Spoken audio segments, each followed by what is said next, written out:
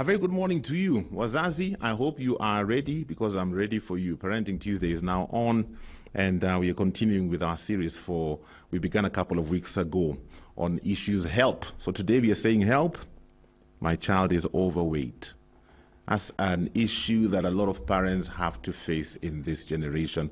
We'll be finding out why. I'm hanging out with two nutritionists, so today I feel very healthy. I'm surrounded by nutritionists. Hey, my friend, my life. See my life. Bill Hamutegi, how are you doing? I'm fine, thank you. Karibu sana. How are you? Good morning. I'm very well. Karibu sana, it's good to have you. Asante sana. We also have Kate Kiba in studio via Zoom. Kate, how are you doing? I'm fine this morning. How are you? I'm very fine. Karibuni sana. I'm excited to be hosting both of you. So, help, my child is overweight. We are seeing quite a bit of this issue in this generation. When I think back to when I was growing up and I look at children today, we have more overweight children in this generation than back in the day when I was being raised up. Bilha, I wonder, why is that the case? Why do we have a lot more issues of overweight children in this generation? Oh, I think your connection just decided to do a statue on me. Kate, maybe you can take that question. I think it's a social economic problem that we are facing today because we've become so westernized. Things have changed. When we were growing up, it was different. There was a lot of activities to do, but right now we are couch potatoes. We just sit in the house, play games, video games that were not so common during that time. We also have busy parents. So I would start with the diet. Diet is number one that is changing kids to become overweight at a very young age. And when you look at research and when you look at what is happening, our children are getting adult problems, problems that were there for the adults. As you get older, that's now when you start adding weight. So they're getting them at a very early age. And you find, I was reading an article the other day about obesity, diabetes, especially diabetes type 2 in children, becoming a very big thing in the world today. And this is also, it has contributed to so many other things. You find kids not only will they have things like diabetes because of their overweight, they'll also have things like asthma, things that come because of the condition that you already have, high cholesterol. They're inactive, they're not able to do so much that they are meant to do at that age while happily enjoying your life as you're growing. So diet is number one. The other one could be maybe on medication, or you're taking some hormones or some steroids. There's something that maybe you had as a child. So this also contributes to not even children, but even adults becoming overweight or adding more weight if you're on certain medications that prone you to this. The other one I'll talk about would be genetic factors. But I always like stressing, if you come from parents who are both obese, chances of you being not obese, overweight, or chances of you becoming overweight are very high. But you inherit a tendency, not the condition. So what the parent needs to do, or if they know their track record, I'm always adding weight and all that, then the child is not, it's not guaranteed that they'll become obese or overweight. It's only the lifestyle that they're given at that time. The other one I started with was the social economic factors. What are we eating? What is available in the shops? As a child in the house, my mother has gone to work. Maybe it's lunchtime. We're becoming so spoiled. I just want to order some fried chicken and some food online, and it's very easy to get that. So exposure to such things, and of course a sedentary lifestyle. Kids do not move anymore. Physical inactivity. You find that now this has contributed so much. And also having that soft tooth where your parents spoil you. You've done something small, they give you candy. That's the only thing they buy for you. They buy that's what becomes your main diet, or that's what becomes your main food as a child. And that is common everywhere. Yeah. Look at school kids. I remember when I was growing up, my mom would make for us like boiled eggs, and those are scary for snacking in school. Boiled eggs. Today, look at the snacks that you, yeah, maybe a boiled egg and avocado. I'm thinking back in our day, if you carried boiled eggs, people would really laugh at you. I mean, boiled eggs was not something. Yeah. I'm just wondering, Bilha, can you get us? Yeah, so that's. Bilha, are you there? Yes, I can get you loud and clear. Are you getting me? Yes, now we can get you. I hope you heard what Kate has been saying. I want to throw in another dimension. I agree with her. I want to throw in another dimension to this conversation, the success dimension. Could success also be a contributing factor? This is what I mean by success. When we grew up, just like Kate is saying, some things, man, the fries and the chickens and all these fancy fast foods, those ones were pengine kama ni birthday yako ama ni Christmas, kawaida was the githeri and the boiled eggs and the boiled maize and the ugali and the sukuma. And so we grew up with that, and now that we have a little extra change in our pockets and we have our own kids and we want to look successful, so we will give our children what we feel we were denied when we were growing up. And so I'm just wondering, could that mindset also be a factor in this conversation? Yes. It could be a factor, but also mostly contributed with maybe ignorance or lack of knowledge towards good nutrition and health. Because even if you're successful and you are knowledgeable on nutrition and healthy foods, you will not go the convenient way of getting high calorie foods. Those foods ndio mtu akinunuliwa anasikia anapendwa. There's a way you can do it, because there are many factors we consider. Like maybe there are those deep fried potatoes we call chips. You can have them healthy, maybe by applying a little oil and then you bake them. They are chips and they are healthier than the deep fried one. But my kids, it's all about knowledge. The kids don't feel loved when you do those ones for them. The kids want some certain brands. You bought them fries from this joint and you bought them chicken from them, you bought them some pizza. They feel like, us we are loved. But now if you're giving them yes, it starts with what you introduce to them. If you introduce to them those foods, they are likely to like those foods and to love them. Okay. Yes. Okay, let's talk about the lack of movement. Kids are seated the whole day. They are playing video games. By the way, we are still the ones who buy them those things, because when we grew up, we used to make footballs with polythene papers. Now we have some extra change, Kate. I can buy my son a PS.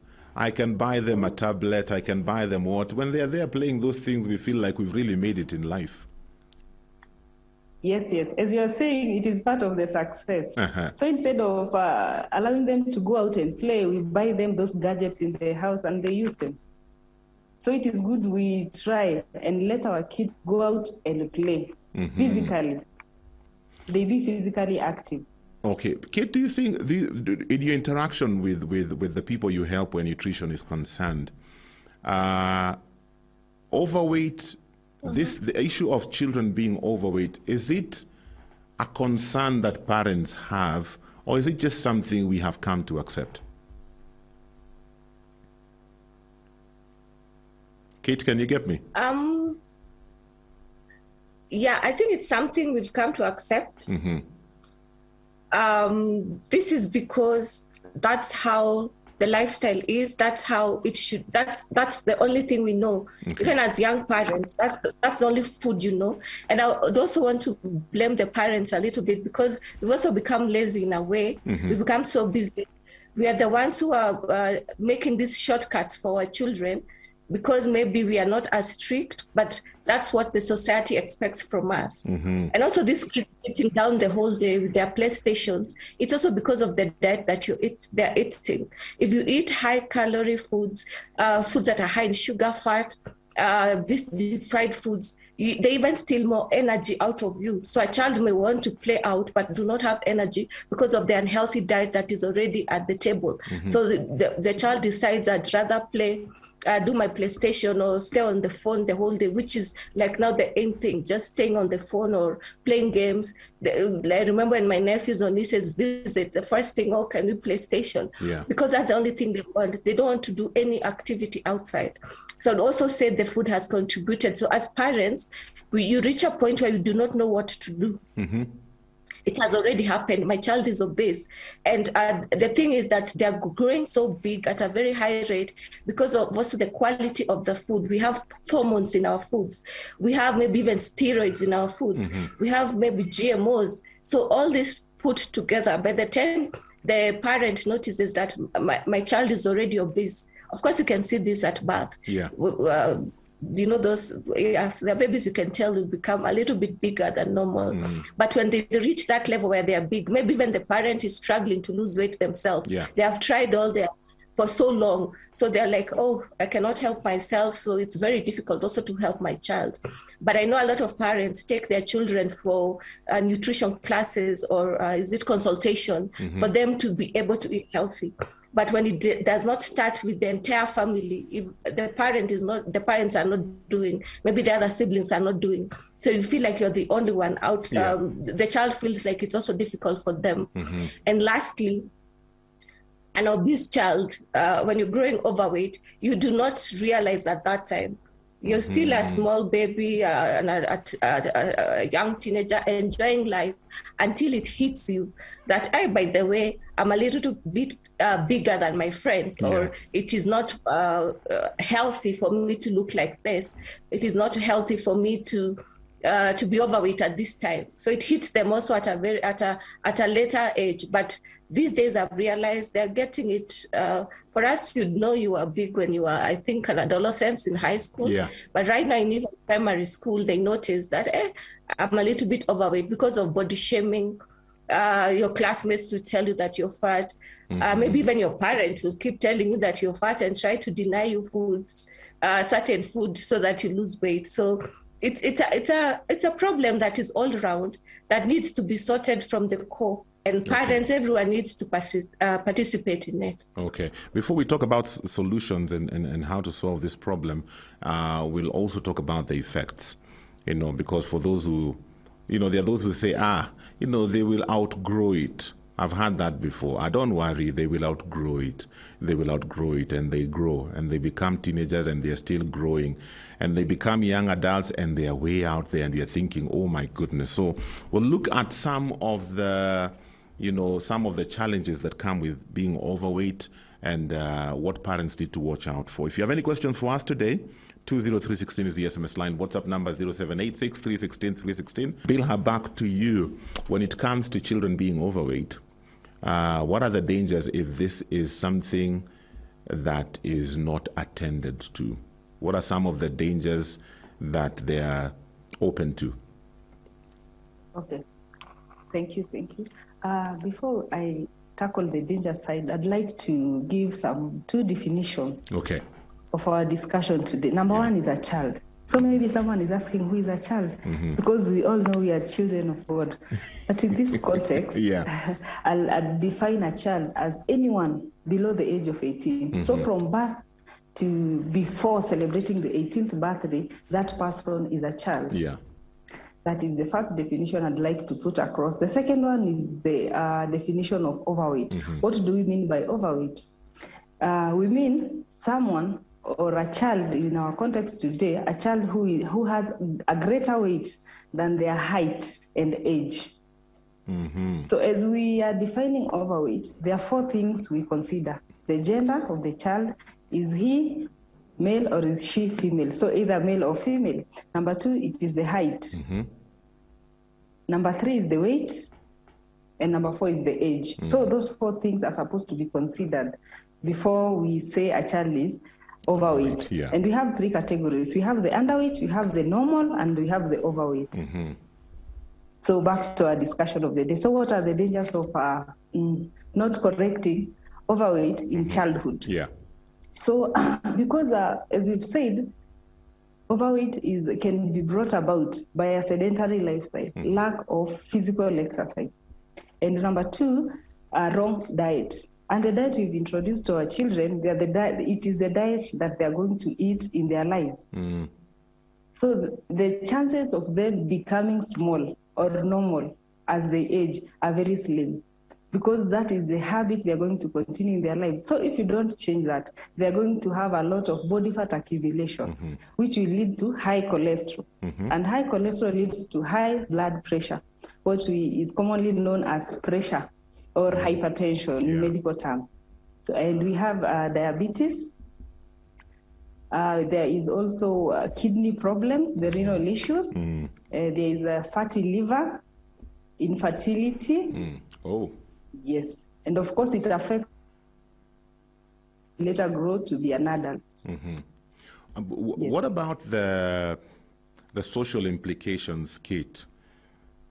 Because I believe there are social implications, even psychological implications, because you said earlier on that sometimes these children, when they get to a later date, is when they begin realizing, okay, this is an issue, maybe because of the social pressure and what. So what are the implications socially, psychologically?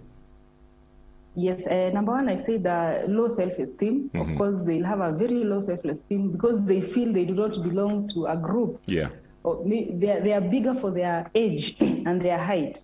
So that will affect them. If it is schooling, you will find them not being, not leading, not performing to their full potential because their self-esteem is affected. Number two, if there are people who are going to maybe work, their production will be low because of the self-esteem issues. So what can a parent do, Kate, if you are in that situation? You know, your child is a teenager, your child is a young adult, and you are really trying to help them. Where do you start? What do you do? Because sometimes you're also afraid not to hurt their feelings. You know, you don't want to push them. You don't want to hurt their feelings. So what can a parent do?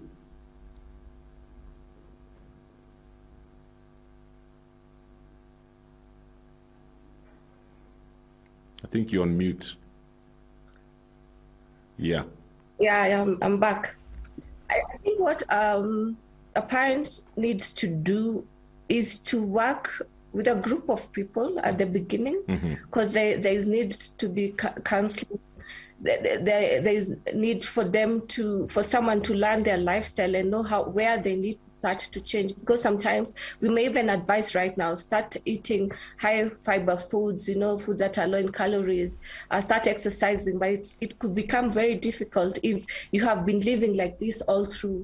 We also need to understand that changing diet that a child is already used to becomes really tough. I think even as an adult, when you're trying to change and trying to introduce salads and eating healthy, it's really hard, and it would even be more difficult for a child. Reason being, maybe their peers or everybody around them is doing that.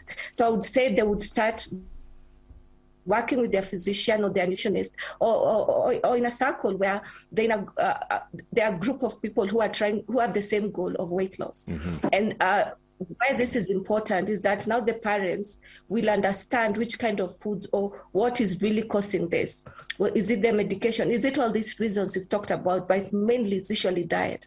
And what I've even seen today, if you have a young teenage girl, for example, they have started becoming so big thighs and all that at a very young age. So those are the small signs that a parent need also to look at and see that my baby is changing so fast. So you act before it's too late. So working with your physician or your nutritionist, and then setting the example as a family.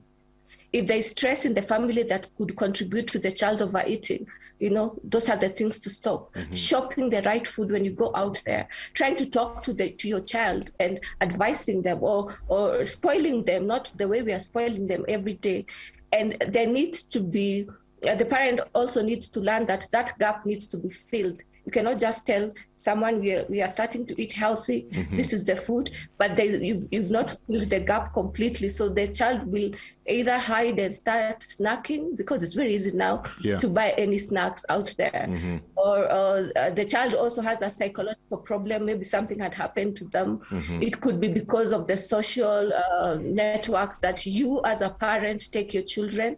So it's a big thing, and the parents needs to be determined, and the parent needs to know, why am I doing this? And you're also committed to go through the journey with your child. If you're going to exercise, you're doing it together. If you're drinking water in the morning, you're doing it together, so that this child does not feel like they're on their own.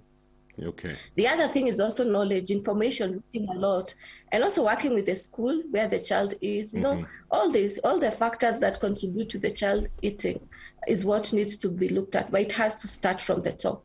Okay. Bill, I'm just wondering, what if this is an issue that even the parent is facing? As a parent, you're also, on the overweight scale side of life, and your child is a good disciple. They are following you.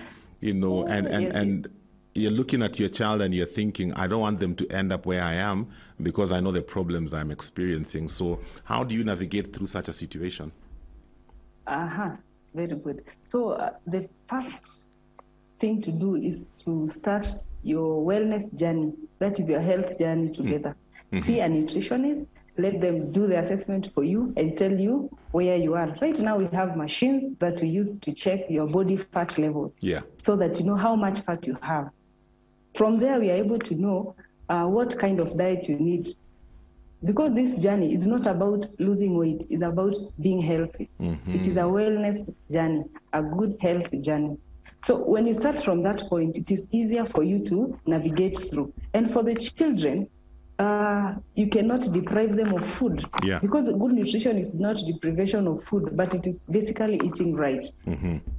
So we cannot tell them, don't eat this food or skip this meal, because mind you, the children are still growing and developing. So if we deprive them of food, we are causing more harm than doing good. So it is a journey, as Kate said, you approach it at a family level. You do not stigmatize the child so that as you're eating your food, your child is on a diet. People call it a special diet. No, approach it as a family so that they also embrace it. And what we said earlier is that the habit you're forming to the child at that young age is what they are going to do even as they grow older. So approach it at a family level. Okay. Kate, we live in a society today where information is readily available. Dr. Google is on call 24 hours a day, 7 days a week, 365 days a year. And sometimes the tendency is to go on to Dr. Google and find some stuff, find a diet, and so you put your child on a diet and you become very strict with them where this diet is concerned. I'm just wondering, what are the dangers of that? Because you're trying to change something that did not happen overnight, but you want them to lose this weight within a month. What are the dangers of fads and diets where our children are concerned, Kate? For me, I'm very skeptical when it comes to just Googling something and lifting up a diet that has been advertised all over. Because one does not suit all, and it is not tailor-made for you. And some of these diets that we find online are usually there for marketing purposes. I'm selling something, I'm selling a product, that's why I'm putting up a diet. The first thing a parent should do is work with the nutritionist. Why fat diets are not good, or there's a lot of even food myths. Maybe the child should eat this, the child should take that, and that doesn't work. A diet is when you deprive yourself foods, you're not even eating well, you're taking a carrot in the morning, at 10 o'clock you're eating something very light, you find that is not sustainable. And when a diet is not sustainable, what the child will even lose, the child can even try with you for a week or 2 weeks because the diet was 7 weeks old, 7 days old, or the diet is supposed to be for 2 weeks. So you follow the diet, but the only thing you're losing maybe water mass from your body, and because you're not eating at that time, when you're off the diet, you go back to your usual eating habits, it comes back. And what parents do, or what we do, because we want to avoid the weight coming back, so I jump from one diet to another. So I finish this ones for carrots, I start the high protein eating diet. And as we're growing up, we have different development stages where you need certain amount of calories as a child. It depends. As an adolescent, you may need more iron as a girl, so or you may need more calcium. So I think following those fad diets would work, and that's how we become frustrated. I've already tried with my baby. I've tried with my teenager. It has not worked. I'm tired of them. I'm not going to do it again. That's why it's better to work one-on-one with a physician, a nutritionist, or a dietitian, whereby your lifestyle is the person knows what you do from when you wake up in the morning to the evening. Those Google things may not know. Even if you're going to put in your statistics, it may not know. And the plan is for you to eat the way you're going to eat for the rest of your life. You're teaching this child how to eat for the rest of their lives. So it becomes a lifestyle change. You wake up and change your lifestyle, not because you're thinking I'm on a diet. No, you're thinking I'm eating healthy. We need to start exercising. We'll be cycling every Saturday morning. You'll join swimming in your school. We'll be going for a walk in the evening. So it becomes just a normal thing. So you're not even thinking that we're supposed to eat a fruit salad in the afternoon. So it's not something that is there hammered in you that you're in a diet, you're taking a diet, because that really becomes disappointing when you know you're following something. And for human beings, it's very hard to be controlled or to be told you need to do this throughout. So I think fad diets, the internet, those ones do not work. 99% of those I've seen, if they worked, then would not have any obese people, would not be overweight, would not be having all these problems we have. So the trick here is to eat the way you're going to eat, change your lifestyle for the rest of your life. And you're doing that for your entire family, for your own good, for the good of your child.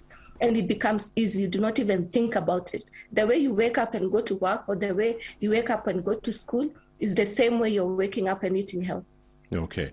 If you have any questions for us today, you have one more opportunity to send them in. We are at 7:45, meaning 15 minutes, and we'll be done with this conversation. So text in 20316 for SMS, WhatsApp 0786 316 316. Question here asking, is it easier for children to lose weight? And at what age does it become hard to lose weight? You want to take that one, Bilha? Yes. Is it easier for a child to lose weight? Yeah, compared to an adult. As you said, it is a journey. And you said the Google diet that we put our children on, or ourselves, so that we lose weight fast, is not good. So is it easier? That question is relative. It depends. But as long as you're on the right track, that is, we reduce the calories, and you engage your children to physical activity, weight loss is guaranteed. Okay. Yes. What about when you have a situation, Kate, where one child is overweight and the siblings are not, and there's consistent teasing about their brother or sister's weight? As a parent, what do you do about that? Because I think it can affect their self-esteem. So how do you handle that? Yes. Usually that is something that we've seen in the practice. So what you do, you need more assessment. You need more doctor assessment, like the hormonal level assessment and tests from the lab, because even hormones determine weight loss or weight gain, because they lead to fat accumulation or deposition in the body. So you just need more tests. Okay. If they eat from the same pot and maybe they eat the same portions, and all of them, they do the same exercise. So we consider the genes and more assessments on the hormones. Okay. So, but Kate, I'm just wondering, what do you do with, how do you deal with the teasing? If you have one child that is overweight. I think just like I mentioned. Keep going. Just like I'd mentioned earlier, if it is one child that is overweight, of course, the child is already feeling bad about themselves. You think like it's your fault, and maybe you don't even know what you're eating. You just found the food. We have different body types. So my sibling could be, even if you eat, and there are people like that, you eat everything, but you never add weight. So I think as they approach the weight loss, this one particular child, all the children need to be talked to, and especially about that psychological torture, and that will make now that this other child feel secluded, feel ugly, feel like they do not belong, they do not need to be there, and maybe some of them not turn and start doing things that are not okay. Maybe you can turn into drugs, you can become a rebel. You could also now hate yourself as a person. You don't want to read, you do not want to do anything, or turn into you as a teenager. Maybe you start Googling now the diets or buy pills for weight loss. That would be dangerous for you. So I think the parents need to approach it they need to be very careful, but they need to work as a family, and the other kids are talked to about bringing down one person because of how they look. But unfortunately, that's what is there today. You're overweight, someone will mention something. You're in school, someone will say something. Your siblings, the way, even if it is harmless and the siblings are playing with you, they might mention something that you're even too fat to cycle with them without knowing. So they need to be talked to as well, so that everyone is at the same level. And if the child has an underlying condition that is making them add weight to this level. In fact, I wanted to mention earlier, we have something called the fatty cells theory. When you add weight, the fatty cells in the body, they become big. So when you lose weight, the fatty cells remain the same size. It's only that the fat accumulation has reduced. So if you expose yourself to eating again, or introduce the same food or the same lifestyle, chances of you adding weight is overnight. So I think these are the things now the mother needs to check for this one particular child. Why is it that they're the only ones who add weight? So it could be genetic, it could be so many other reasons. The child could just be eating, or it's just the body. When I grew up, we were all obese. So for us, it was nice. It was so much fashionable at that time. But when you go to school, now that's when the psychological problems start, because they tell you you're fat, you're this, you're that. So also the teachers and people in school need to be included when you're trying to work with your child for them to lose weight. Okay. As we wrap up, because our time is almost up, Bilha, what tips can you give parents who are tuned in today to manage this kind of a situation, or to ensure that it doesn't happen? What tips can you give parents? Okay, yes. We will start from the beginning. So when God blesses you with a child, breastfeed for the first 6 months of life, exclusive breastfeeding, unless there is a medication prescribed by a doctor. So the child should feed only on your breast milk. And when you're introducing your food to the child, if you're not sure of the food to be introduced, kindly see a nutritionist. And as your children are growing, ensure that they are physically active. Limit the time they use on the gadgets seated in their house. Ensure they are out playing. Also, involve the children in meal preparation, in shopping. Let them know the different tastes of food and how food is prepared, and the importance of each food for their growth and development. Yes, and also it is good to have them assessed. You can do it if they're under 5 children. Ensure they go to the clinic every month to have the assessment, the full body composition assessment.